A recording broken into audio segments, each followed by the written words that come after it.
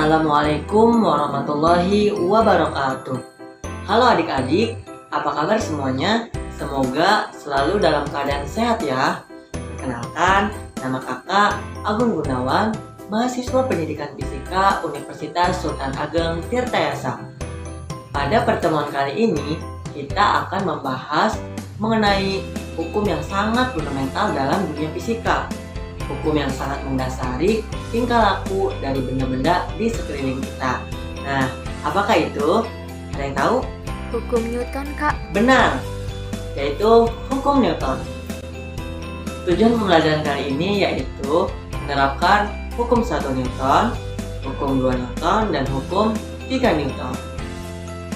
Adik-adik, sebelum kita memulai pembelajaran, alangkah baiknya kita membaca doa terlebih dahulu. Baca doa dimulai. Rabbi zidni ilma warzuqni fahma waj'alni minas sholihin. Adik-adik, Mengapa roket dapat meluncur ke atas? Mengapa demikian? Nah, untuk menjawab ilustrasi tersebut, simak video ini sampai selesai ya. Adik-adik, ada yang tahu apa itu hukum Newton? Tentang gaya bukan, Kak? Betul. Hukum Newton merupakan hukum tentang gaya yang pertama kali ditemukan oleh Sir Isaac Newton pada tahun 1665. Hukum Newton ini terbagi atas 3 macam. Pertama, hukum 1 Newton. Kedua, hukum 2 Newton. Dan ketiga, hukum 3 Newton. Untuk itu, kita pelajari satu persatu. Hukum 1 Newton ini dikenal juga sebagai hukum kelembaban atau hukum inersia. Nah, ada yang tahu inersia itu apa ya?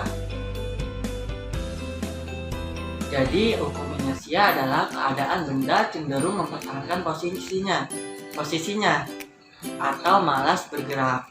Nah, hukum 1 Newton ini berbunyi, jika gaya yang bekerja pada benda sama dengan 0, maka benda diam akan tetap diam dan benda yang bergerak lurus beraturan akan tetap bergerak lurus beraturan. Secara matematis dapat dituliskan sebagai berikut. Sigma F sama dengan 0. Selanjutnya yaitu hukum 2 Newton. Hukum 2 Newton ini berbunyi, percepatan benda sebanding dengan gaya yang diberikan dan berbanding terbalik dengan massa benda. Secara matematis dapat dituliskan sebagai berikut. Sigma F sama dengan M dikali A. Nah, adapun contoh penerapan dari hukum 2 Newton, perhatikan animasi berikut. jadi semakin besar usaha, semakin besar juga akselerasinya. Oleh karenanya, usaha berbanding lurus dengan akselerasi.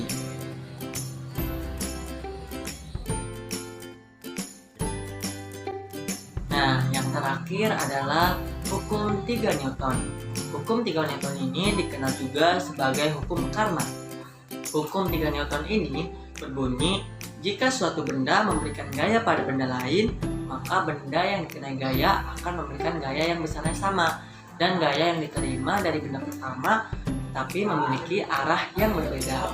Nah, secara matematisnya, hukum 3 Newton ini dituliskan sebagai berikut. Nah, adapun untuk contoh penerapannya pada hukum 3 Newton ini bisa dilihat animasi berikut ini.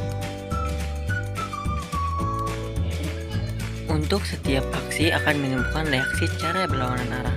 Ketika duduk di kursi, tubuh akan memberikan gaya ke bawah pada kursi. Dan kursi juga memberikan gaya ke atas pada tubuh. Jika kursi tidak memberikan gaya yang sama, maka kursi akan roboh. Adapun contoh lain penerapan hukum 3 Newton yaitu ketika roket dapat meluncur ke atas. Mengapa roket dapat meluncur ke atas? Roket dapat meluncur ke atas karena roket mengeluarkan bahan bakar yang memberikan gaya ke bawah sehingga roket akan menerima gaya ke atas yang menyebabkan roket dapat meluncur ke atas. Nah, itulah penjelasan mengapa roket dapat meluncur ke atas. Dan dan sudah paham kan mengenai hukum Newton. Oke, jika sudah paham, kita cukupkan untuk pembelajaran pada pertemuan kali ini. Kalau misalkan ada yang ingin ditanyakan, boleh langsung menghubungi kakak. Kurang lebihnya mohon maaf. Wassalamualaikum warahmatullahi wabarakatuh.